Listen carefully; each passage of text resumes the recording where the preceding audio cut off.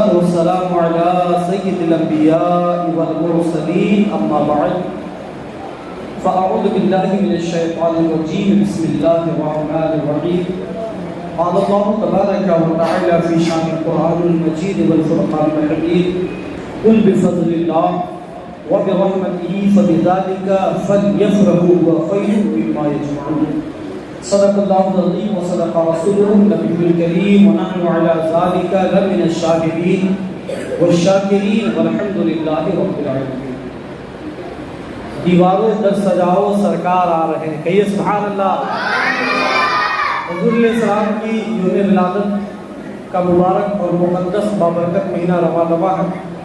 ابھی حضور علیہ السلام سے عشق کی داستان نعت کی شکل میں آپ نے سماعت کی. یقیناً حضور کی محبت وہ محبت ہے جو دنیا میں بھی انسان کو کامیاب کرتی ہے اور آخرت میں بھی کامیاب کرتی ہے. اور حضور کی نعت ایک ایسی عبادت ہے جس میں صرف حضور ہی خوش نہیں ہوتے بلکہ فرشتوں کے ساتھ اللہ بھی راضی ہو جائے گا. نعت پاک پڑھنا یہ بہت بڑی عبادت ہے، بہت بڑی عبادت ہے. حضور علیہ السلام کا قصیدہ پڑھنا ہے. حسان بن ثابت رضی اللہ تعالیٰ عنہ حضور کی بارگاہ میں ادب سے کھڑے ہو گئے کہ یا رسول اللہ میں آپ کی شان میں کچھ قصیدہ پڑھنا چاہتا ہوں. حضور علیہ السلام نے کہا کہ حسان بیان کرو.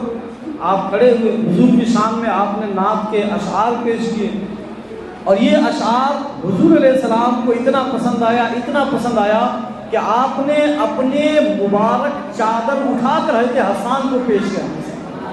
آج جو نعت پاک پڑھنے والوں کو ہم ہدیہ تبرک پیش کرتے ہیں، کوئی پھولوں کا ہار پہنا رہا ہوتا ہے، کوئی پیسے دے رہا ہوتا ہے، تو یہ چیزیں بھی ہمیں حضور اللہ نبی علیہ الصلوۃ والتسلیم سے ہی ملی ہوئی ہے.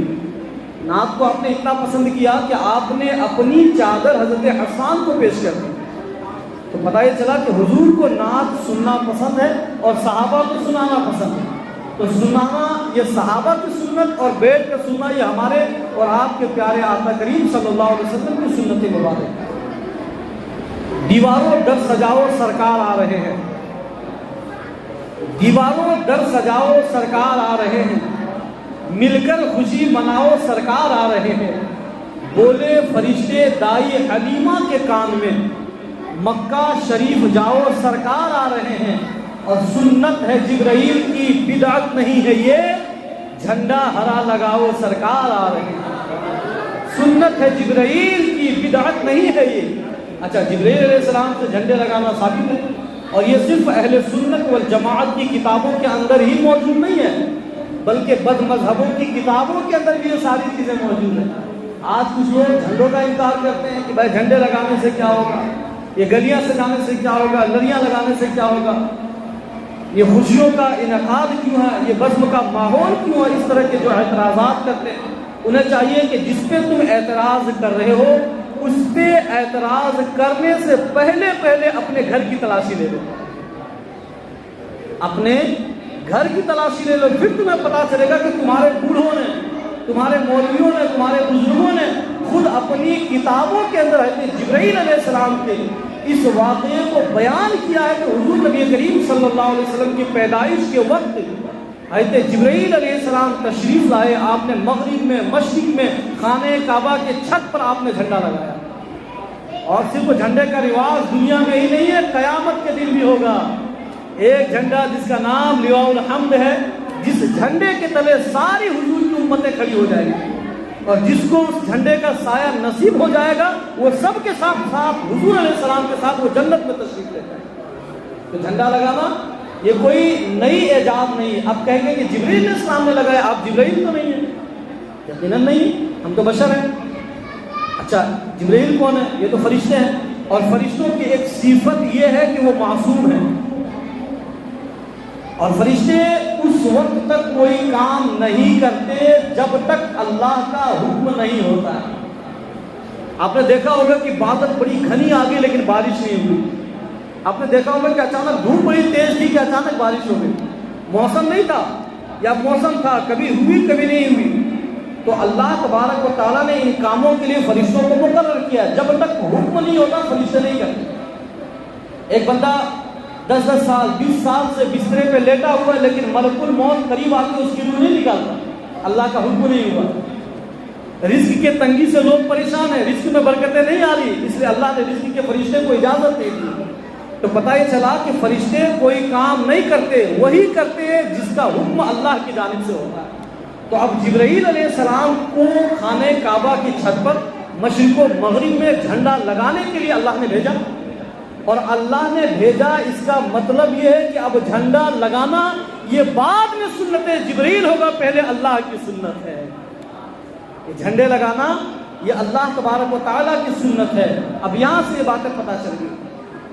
تو آئیے اس پر مزید روشنی ڈالنے سے قبل، کیونکہ بارگاہ رسالت مآب صلی اللہ علیہ وسلم میں یہ محفل سجائی گئی ہے اور مبارک مہینہ بھی ہے، تو اس مبارک مہینے کے اندر مزید برکتیں لوٹنے کی نیت سے ایک دفعہ جی لگائیے، بارگاہ رسالت مآب صلی اللہ علیہ وسلم میں ہدیہ پیش کیجیے۔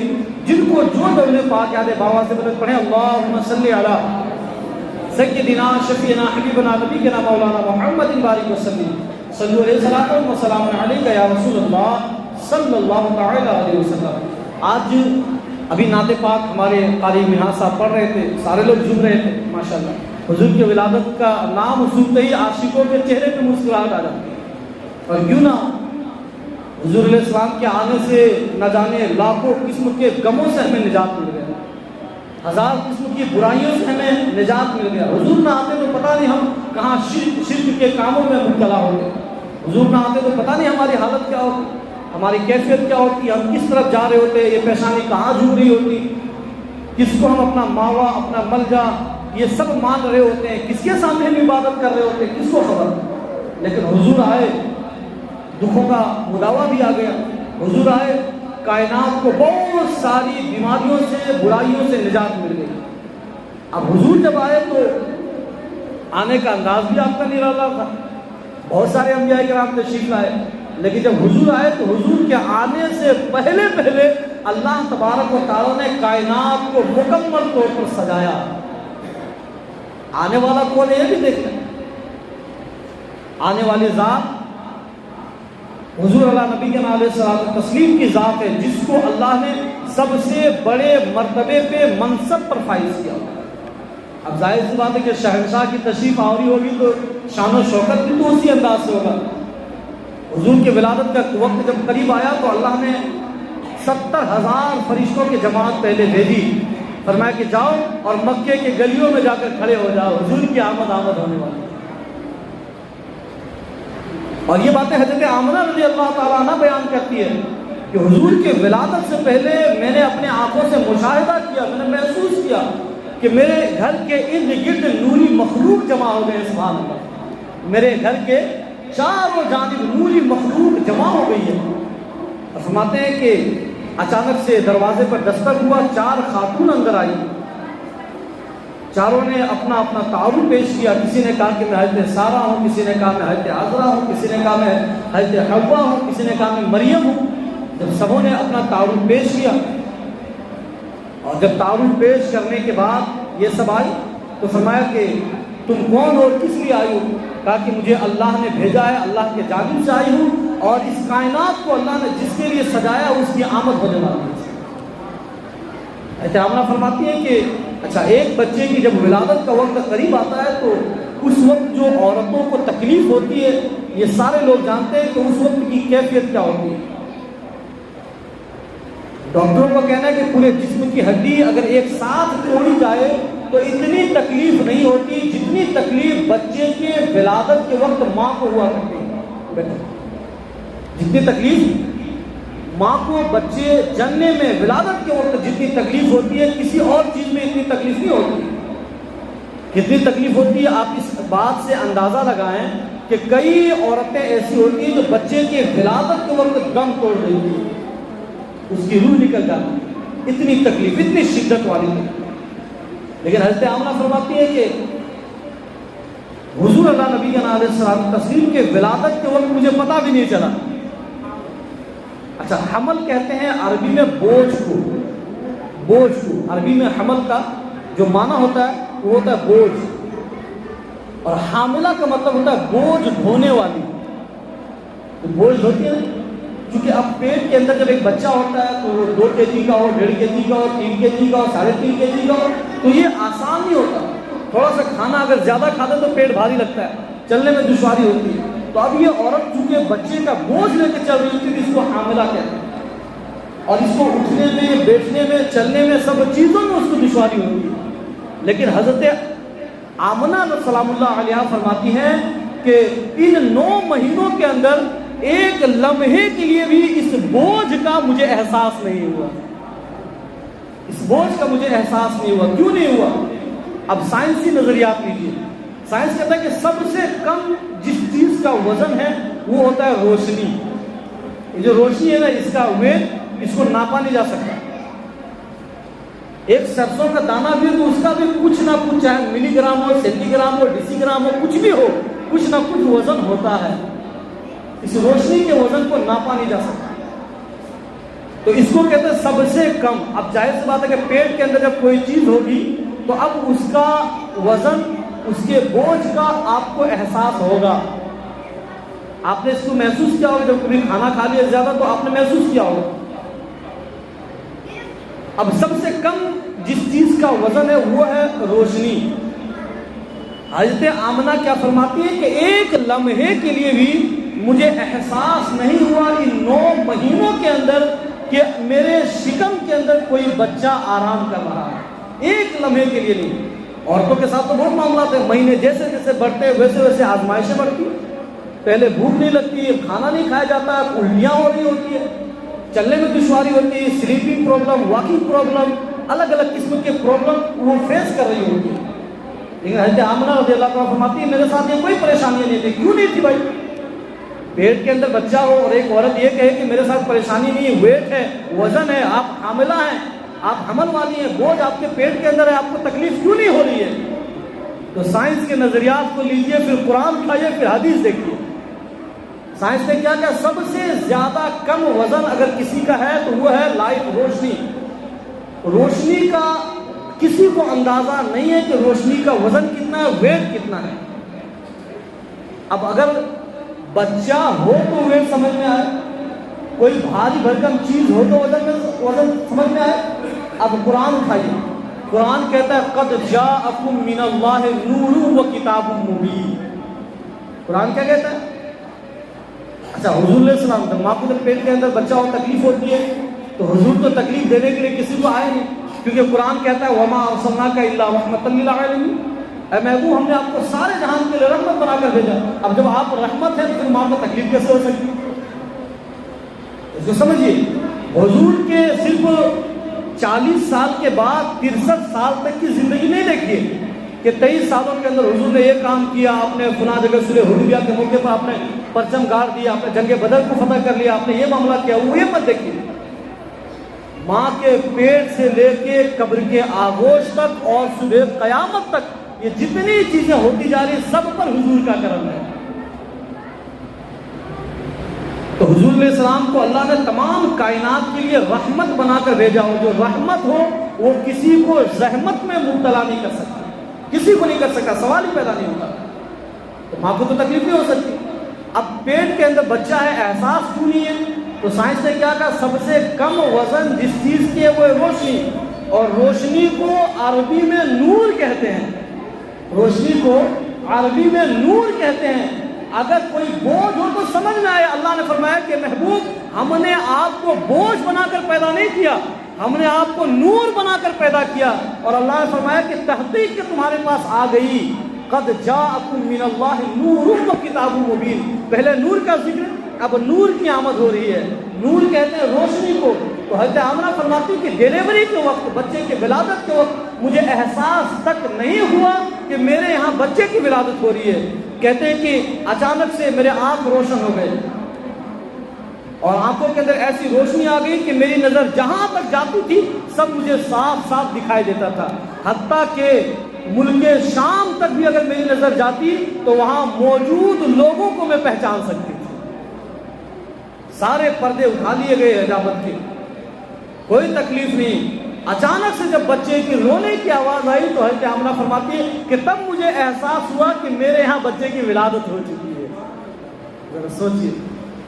یہ ہے ہمارے اور آپ کے پیارے نبی صلی اللہ علیہ وسلم. جب آپ تشریف لائے دنیا کے اندر تو ایک بچہ جب دنیا کے اندر آتا ہے تو وہ ناپاکی کے عالم میں ہوتا ہے، جسم کے اندر گندگی لگی ہوتی ہے، ناپاک پانی لگا ہوتا ہے، بدبو آ رہی ہوتی ہے، بعض اوقات گندگی لگی ہوتی ہے.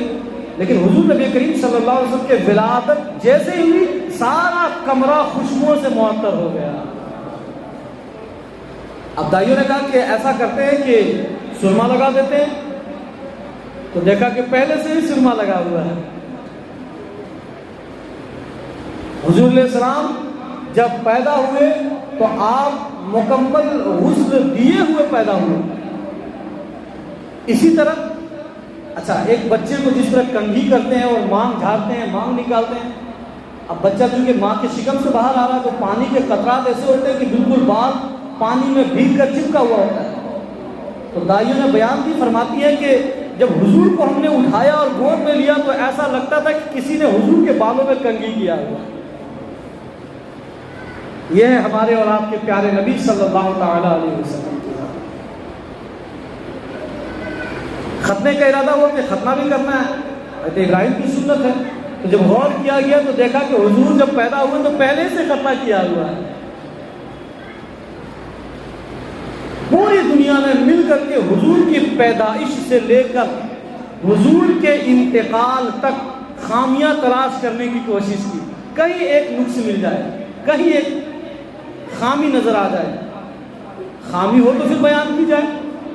جس کو اللہ نے سراپا نور بنا کر بھیجا ہو، جس کو اللہ تبارک و تعالیٰ نے سب سے خوبصورت، حسین و جمیل، محبوب بنا کر پیدا کیا ہو، اس کے اندر نقص کا تو کوئی سوال ہی پیدا نہیں ہوتا. تو حضور نبی کریم صلی اللہ علیہ وسلم کی جب ولادت ہوئی، جبرائیل آ گئے، دیگر فرشتے آ گئے، ایک الگ قسم کا سما آ گیا، اور پھر اس کے بعد فرشتوں کی جماعت حضور کے آمد پر خوشیاں منا رہی تھی. اور یہ باضابطہ کتابوں کے اندر موجود ہے، اور خود قرآن کہتا ہے کہ جب اللہ کی نعمت تجھے ملے تو اس نعمت پر خوشیوں کا اظہار کرو. اب سب سے بڑی نعمت کیا ہے؟ کیا یہ جان سب سے بڑی نعمت ہے؟ نہیں ہے. ایمان سب سے بڑی نعمت ہے؟ یہ بھی نہیں ہے.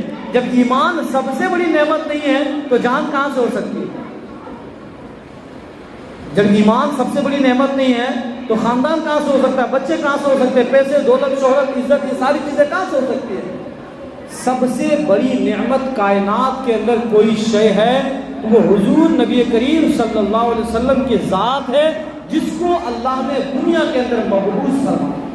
اور ایک موقع پہ ارشاد فرمایا اللہ نے خود قرآن مجید کے اندر کہ لوگوں ہم نے تمہیں زندگی دی، احسان نہیں کیا. میں رب تھا، میرا کام تھا.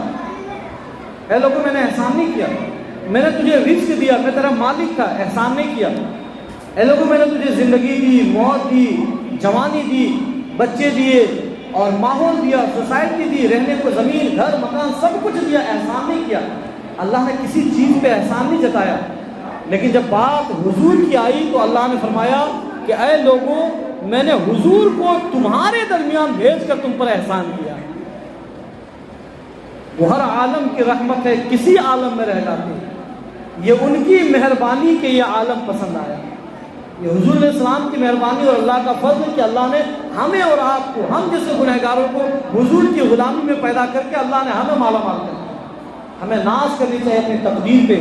آج کچھ لوگ کہتے ہیں جلوس محمدی میں کیا ہوگا، حضور کے جشن ولادت منا کر کیا ہوگا. تو بھائی یہ منانا یہ اللہ نے ہمیں حکم دیا ہے. اس کا انکار کرنا، جب آپ زاویے سے پتہ کریں گے تو آپ کو معلوم ہوگا کہ حضور کے ولادت پر اگر کسی کو تکلیف ہوئی تھی تو وہ ابلیس تھا، شیطان تھا. وہ شیطان تھا جس کو تکلیف ہونے سے معلوم تھا کہ اب حضور آ گئے، اب بہت سارے دروازے ہمارے لیے بند ہو جائیں گے. تو حضور کے آنے سے ابلیس کو بڑی تکلیف. آج حضور کے ولادت سے ابلیس کے ماننے والوں کو تکلیف. جو ابلیس کے پیروکار ہیں آج اس کو تکلیف ہوتی ہے کہ بھائی تم جلوس کیوں مناتے ہو، تم حضور کی ولادت پر خوشیاں کیوں مناتے ہو، تم جھنڈے کیوں لگاتے ہو، پرچم کیوں لگاتے ہو، گلیوں محلے کو کیوں سجاتے ہو، خوشیوں کا اظہار کیوں کرتے ہو. اسی طرح اب جب اتنا خرچہ ہوگا نا، لائٹیں لگے گی، گلیاں سجے گی، تب اسے مسئلہ یاد آئے گا کہ اتنا خرچہ کرنے کی کیا ضرورت ہے. اس کے بدلے بیٹی کی شادی کر دیتے، کسی غریب کی شادی کر دیتے، پورا سال نہیں آئے گا. حضور کے نام پر جہاں گلی محلے سجنے لگے، اب اسے غریب بیٹیاں یاد آئیں گی، غریب معاشرے کے لوگ یاد آئیں گے۔ ان بیوقوفوں کو سمجھنا چاہیے کہ حضور نہیں آتے تو ان غریب بیٹیوں کو عزت کہاں سے ملتی؟ حضور نے آ کر کے تو نکاح کا مسئلہ آسان کر دیا، حضور نے آ کر کے بیٹیوں کو عزت دے دی۔ اور صرف یہ ربیع النور کے لیے خاص تھوڑی ہے، عید پر جو تم کروڑوں لاکھوں خرچ کر کے اپنے ہاں اہتمام کرتے ہو، خود اپنے بچے بیٹیوں کی شادی پہ کروڑوں خرچ کرتے ہو، خود اپنے بچے کے جنم دن کے موقع پہ ہزاروں خرچ کرتے ہو، اس موقع پر تمہیں غریب کی بیٹیاں کیوں نہیں یاد آتی؟ تو یہ سارے مکاری ہیں، فریب ہیں، یہ وہ لوگ ہیں جن کا تعلق سیدھے ابلیس سے ہے۔ ابلیس کو تکلیف ہوئی تھی حضور کے ولادت کے وقت میں، اور آج ابلیس کے چاہنے والوں کو تکلیف ہوتی ہے جب جب حضور کے ولادت کا سال آتا ہے، تب اسے تکلیف ہوتی ہے۔ نثار تیری چہل پہل پر ہزاروں عید ربیع الاول، سوائے ابلیس کے جہاں میں سبھی تو خوشیاں منا رہے ہیں، سوائے ابلیس کے جہاں میں۔ جہان سے مراد صرف یہ دنیا نہیں ہے، یہ جہان تھوڑی ہے، جہان کا ایک حصہ ہے۔ یہ جو دنیا دیکھ رہے ہیں یہ صرف جہان نہیں ہے، اس سے بڑی بڑی بھی ہے۔ فرشتوں کی ایک الگ دنیا ہے، جناتوں کی ایک الگ دنیا ہے، جس کو ہم دیکھ نہیں سکتے، جس کو محسوس نہیں کر سکتے، جو ہمارے قریب نہیں ہوتا، جس سے ہم باتیں نہیں کر سکتے، کیا وہ موجود نہیں؟ وہ بھی موجود ہے۔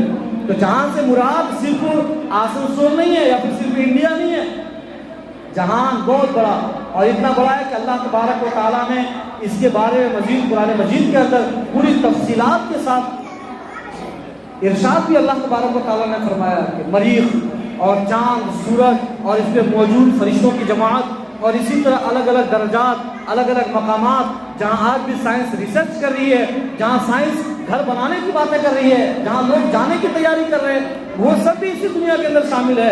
تو اگر کسی کو تکلیف ہوئی تو صرف ابلیس کو، باقی سارے جہان والے حضور کی آمد پر خوشیاں منا رہے ہیں۔ قرآن مجید سنیے، قرآن مجید میں اللہ نے 11ویں پارے کے اندر ارشاد فرمایا، کیا فرمایا؟ آیت نمبر 58-59 کے اندر، قل بفضل اللہ وبرحمتہ فبذلک فلیفرحوا هو خیر مما یجمعون۔ بیٹی ہوئی آپ کی تو آپ نے خوشی کا اظہار، مولوی صاحب کے یہاں بچے کی ولادت ہوئی، کچھ سال پہلے آپ خوش ہوئے کہ نہیں ہوئے؟ اللہ کی رحمت ہے بیٹی۔ آپ کو روزانہ کام کر کے لوٹتے ہیں، سیلری ملتی ہے تو آپ خوش ہوتے ہیں کہ نہیں ہوتے؟ آپ بیمار تھے، اچھی ہو گئی صحت، خوشی ہوئی کہ نہیں ہوئی؟ آنکھوں کے اندر بینائی کمزور تھی، ڈاکٹر کو آپ نے دکھایا، ریفرنس لگائے، آنکھوں کے اندر بینائی آ گئی، آپ اچھے ہو گئے، دیکھنے والے بن گئے، خوشی ہوئی کہ نہیں ہوئی؟ یہ سب اللہ کی رحمت تھی، یہ سب اللہ کی رحمت تھی۔ آپ بہت دن سے بیمار تھے، اچھی صحت ہو گئی، خوش ہو گئے، اللہ کا شکر ہے ہم اچھے ہو گئے۔ کیوں بھائی؟ اللہ کی رحمت پر ہم خوش ہوتے ہیں، یہ مومنوں کا شیوا ہے، یہ مومنوں کا انداز ہے، مومنوں کا طریقہ ہے۔ جب بھی کوئی چیز ہمیں میسر ہوتی ہے، اللہ کی رحمت ملتی ہے، ہم خوشیوں کا اظہار کرتے ہیں، ہم خوشیوں کا اظہار کرتے ہیں۔ اور اگر کوئی نعمت ملنے کے بعد شکریہ ادا نہیں کرے، اللہ کے احسان کا گیت نہ گائے، تو پھر اس سے بڑا بدبخت اور بخیل کائنات میں کون ہو سکتا ہے؟ اللہ نے تو فرمایا، 5ویں پارے کے اندر اللہ نے باضابطہ ارشاد فرمایا، تفصیل کے ساتھ موجود ہے۔ قرآن پڑھتے ہیں لوگ، سمجھتے نہیں ہیں، اور جو سمجھتے ہیں ان کی بات عوام نہیں سمجھتے۔ یہ بھی تو مسئلہ ہے، جب آپ سمجھیں گے پھر آپ کو پتا چلے گا کہ حضور علیہ السلام سے محبت کیوں ضروری ہے۔ وہ صرف ہمارے پیغمبر نہیں ہیں، ہمارے نبی نہیں ہیں، ہمارے جان سے زیادہ قریب ہے، ہمارے محسن ہیں، ہمارے رہنما ہیں، ان کے بغیر ہم ایک قدم نہیں بڑھ سکتے،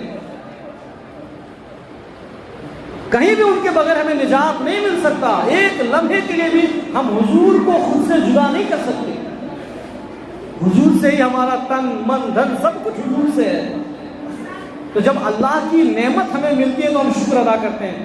آپ اپنے گھروں میں میلاد کرتے ہیں، بچے کی ولادت پر میلاد کرتے ہیں، بچے کا برتھ ڈے کے موقع پہ میلاد کرتے ہیں، شادی کے موقع پر میلاد کرتے ہیں، صحت اچھی ہو جائے تو میلاد کرتے ہیں، جاب اچھا لگ جائے تو فاتحہ میلاد کرتے ہیں۔ کیوں؟ اللہ کی نعمت پر شکریہ ادا کرتے ہیں۔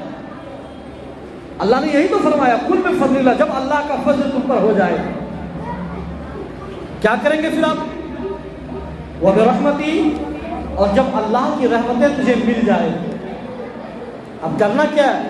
فَبِذَلِكَ فَلْيَفْرَحُوا، تمہیں چاہیے کہ خوشیوں کا اظہار کرو. سبحان اللہ. یہ اللہ نے کہا، یہ کسی آسوسو کے مولوی نے نہیں کہا، یہ کسی انٹرنیشنل خطیب نے نہیں کہا. یہ کس نے کہا؟ اللہ نے. کہ جب اللہ کی کوئی رحمت تجھے مل جائے، کوئی رحمت سے مراد کیا ہے؟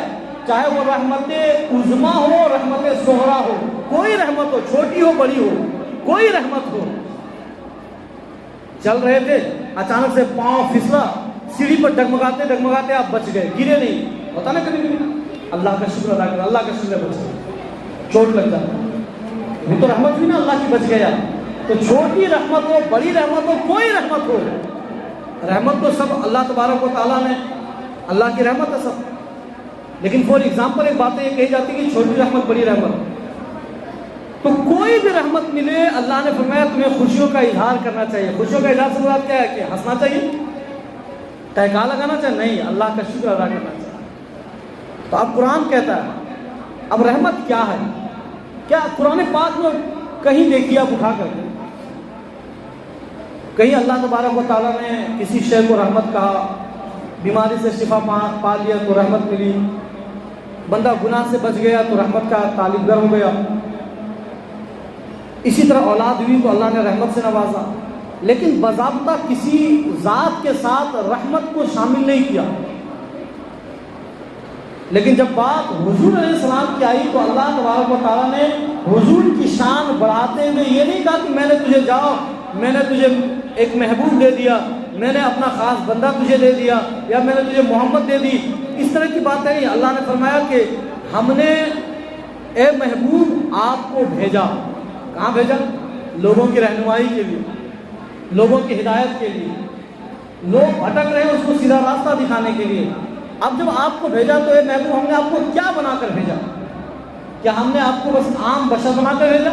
کچھ لوگ اس آیت کریمہ کو اٹھاتے ہیں، قُلْ إِنَّمَا أَنَا بَشَرٌ مِثْلُكُمْ، حضور ہمارے طرح بشر تھے.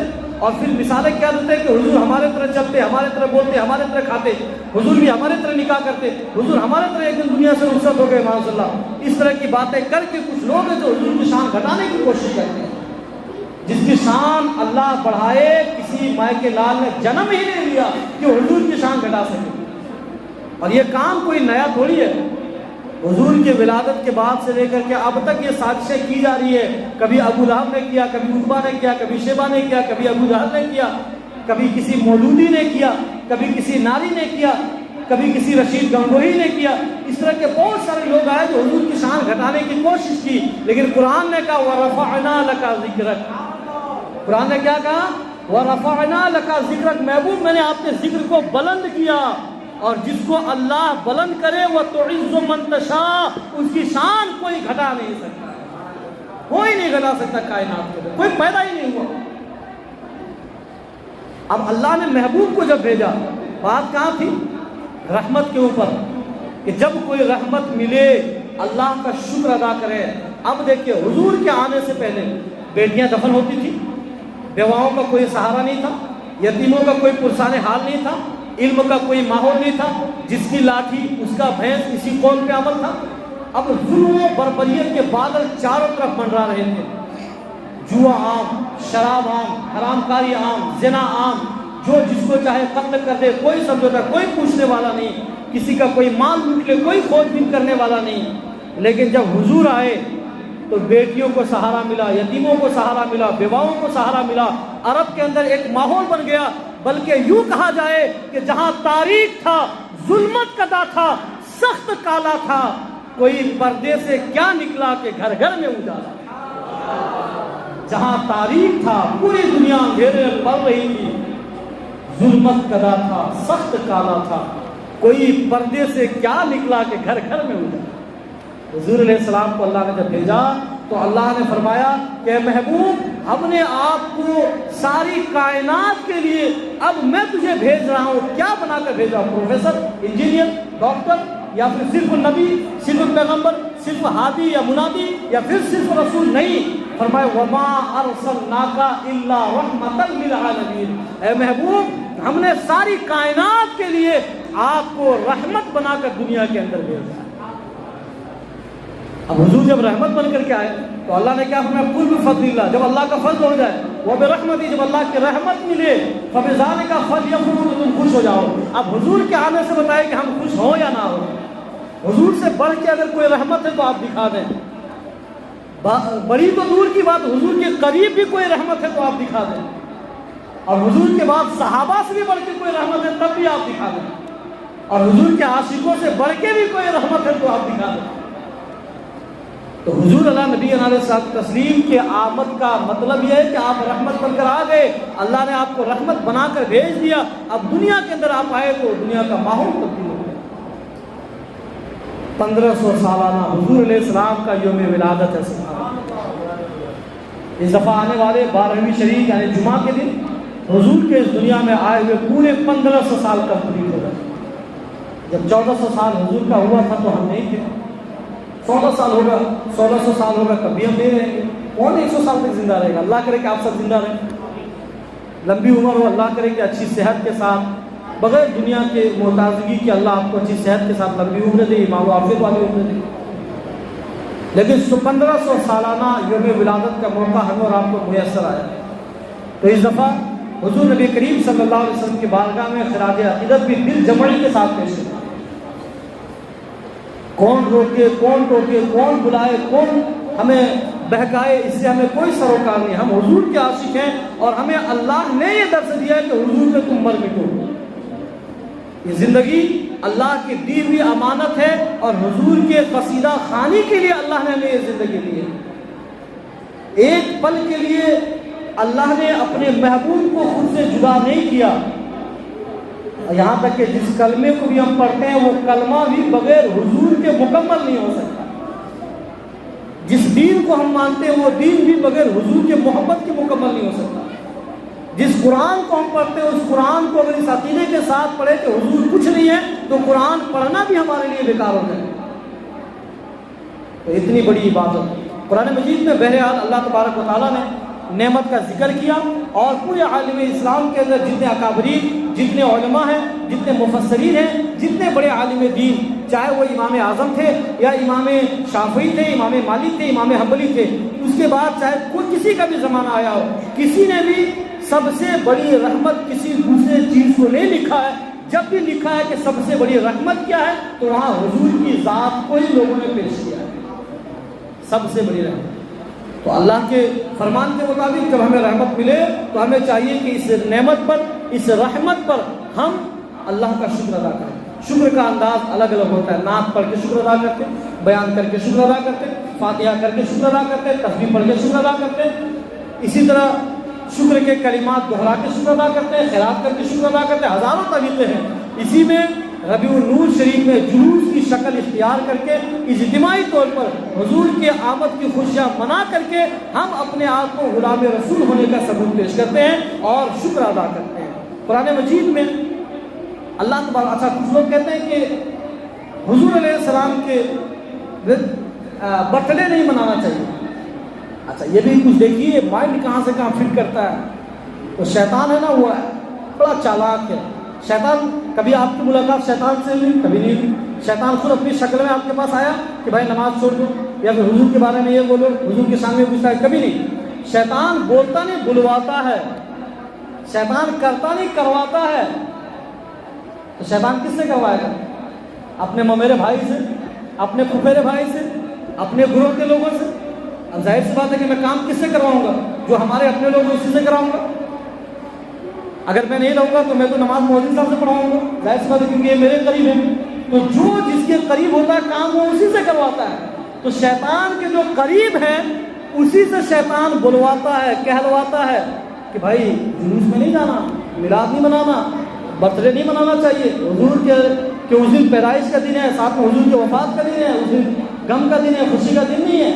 تو جتنے لوگ آپ کو کہے سیدھے سمجھ آئیے کہ یہ ہمارے قبیلے والے نہیں ہیں، یہ ہمارے رشتہ دار نہیں ہیں، یہ ہمارے خاندان والے لوگ نہیں ہیں، یہ بارڈر پار والے ہیں، جس کے بارے میں قرآن کہتا ہے فاستعیذوا باللہ من الشیطان الرجیم، پناہ مانگو ایسے لوگوں سے، ایسے شیطان سے، ایسے مردود سے، خبردار ان کے ساتھ بیٹھو نہیں، ان کے ساتھ اٹھو نہیں، ان کے ساتھ چلو نہیں، ان کے ساتھ رشتہ داری نہ کرو، ان کے ساتھ کھانا بندی نہ کرو۔ کیوں؟ کیونکہ یہ خود بھی گمراہ ہے، تمہیں بھی گمراہ کرے، یہ خود بھی گمراہ ہے تمہیں بھی یہ خود حضور کا نسخ نکالتے ہیں، تمہیں بھی نکالنے والا بنا دیں گے۔ یہ خود حضور کی شام میں گلاسوں پکتے ہیں، تمہیں بھی کروا دیں گے۔ اس لیے ان سے دوری اختیار کرو اور جتنا زیادہ ہو سکے حضور سے محبت کا شوق پیدا کرو۔ قرآن مجید میں اللہ تبارک و تعالیٰ نے حضور علیہ السلام کی تعظیم کا ذکر کرتے ہوئے ارشاد فرمایا ان اللہ وملائکتہ یصلون علی النبی۔ تعظیم کتنی بڑی چیز ہے، دیکھیے اللہ نے فرشتوں سے حضور کی تعظیم کروائی اور تم بکلول کرتے ہو کہ حضور ہمارے بڑے بھائی کی طرح، حضور عام بشر ہے، حضور ہمارے طرح معمولی فرد ہے، تو تمہاری تعظیم میں تمہارا بیٹا کھڑا نہ ہو، حضور کی تعظیم میں فرشتے کھڑے ہو جائیں۔ تم کہہ دو تو تیرا بیٹا پانی تمہارے لیے لے کر نہ آئے، اور حضور ایک دفعہ کہہ دیں تو ڈوبا ہوا سورج پلٹ کر عصر کے وقت پہنچ جائے۔ تم اگر بلاؤ تو وقت پر بیوی نہ آئے، سورج پلٹ کر حضور کے کہنے پہ آ جاتا ہے۔ تمہارے چاہنے سے کچھ نہیں ہوتا، حضور کے چاہنے سے چاند دو حصوں میں تقسیم ہو جائے۔ لہذا قرآن مجید میں اللہ نے حضور کی تعظیم بیان کرتے ہوئے 22ویں پارے میں ارشاد فرمایا ان اللہ وملائکتہ یصلون علی النبی، درود بھیجتے ہیں۔ درود اصل میں ہے کیا چیز؟ یہ ایک محبت ہے، ایک عقیدت ہے، ایک تعظیمی لفظ ہے۔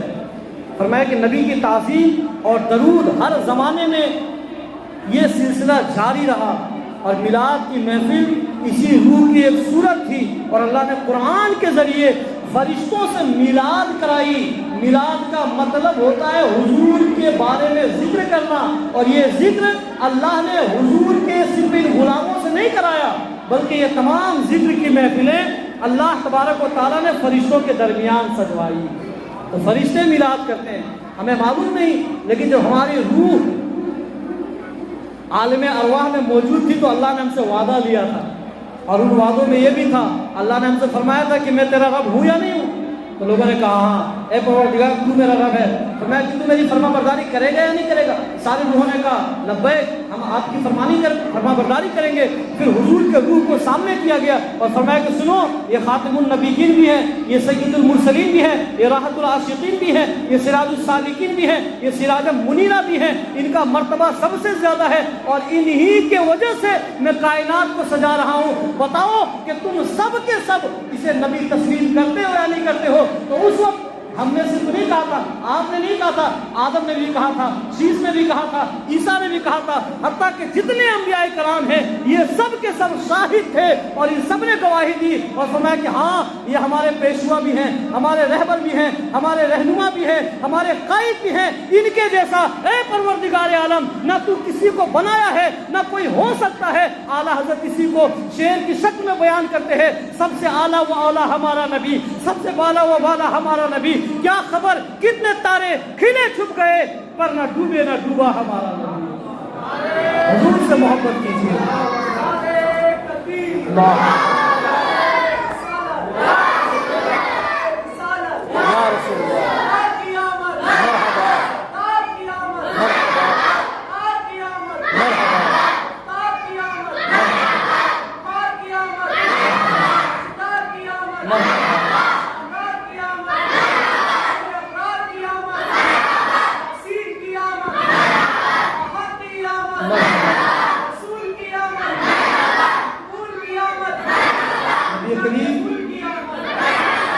صلی اللہ تعالیٰ علیہ وسلم کی پیدائش یہ ہمارے لیے بڑی خوش نصیبی ہے، ورنہ میں نے پہلے کہا کہ وہ ہر عالم کی رحمت ہے۔ جناب آدم کی امت کے لیے بھی وہی رحمت ہے، موسیٰ علیہ السلام کی امت کے لیے بھی وہی رحمت ہے، لیکن آدم کی امت کو نہیں ملا، موسیٰ کی امت کو نہیں ملا، شیس کی امت کو نہیں ملا، نوح کی امت کو نہیں ملا، عیسیٰ کی امت کو نہیں ملا۔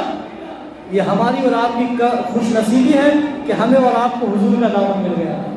اس نصیبہ پر ناز کیجیے جتنا زیادہ ہو سکے، وقت کی قلت دامن گیر ہے، ورنہ اس پر ایک میں آپ کو بتاتا، بلکہ تقریباً 300 سے زائد کتابیں ایسی ہیں جس کے دلائل موجود ہیں، جن کتابوں کے اندر یہ بات واضح الفاظ میں موجود ہے کہ حضور علیہ السلام کی پیدائش پر خوشیاں منانا یہ تمام خوشیوں سے بڑھ کر کے ہے، تمام خوشیوں سے بڑھ کر کے ہے۔ اور اپنے تو اپنے اگر کوئی غیر مسلم بھی حضور علیہ السلام کی ولادت پر خوشی مناتا ہے تو اللہ اس کو بھی اجر دیتا ہے، مسلمان تو چھوڑ دیجیے، غیر مسلم بھی، اب آپ کہیں گے کوئی حوالہ دکھائیے، آخری بات آپ سے کرتا چلو، آپ نے پڑھا نا قرآن پاک میں ایک سورت ہے تبت یدا ابی لہب وتب ما اغنی عنہ مالہ وما کسب، پڑھتے نا، یاد ہے سبوں کو یاد؟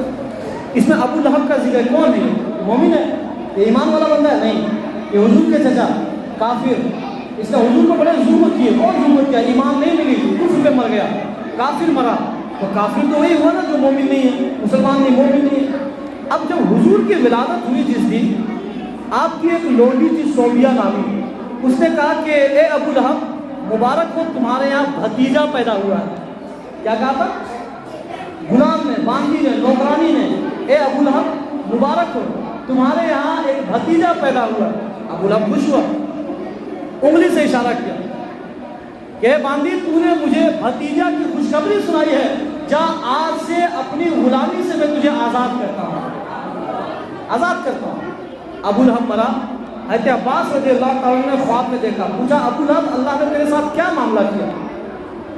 ابو لہب نے کہا کہ میں تو مرنے کے بعد پھنس گیا، اللہ نے مجھے بڑی سخت آزمائش میں رکھی ہے، بڑے عذاب میں مبتلا ہوں، ہاں لیکن جب سوموار کا دن آتا ہے، پیر کا دن آتا ہے، تو اللہ میرے ان انگلی سے پانی کے چشمے جاری کرتا ہے، پانی نکلتا ہے میری اس انگلی سے، اور اسی کو میں پیتا ہوں تو پورے ہفتے کی تکلیف بھول جاتا ہوں۔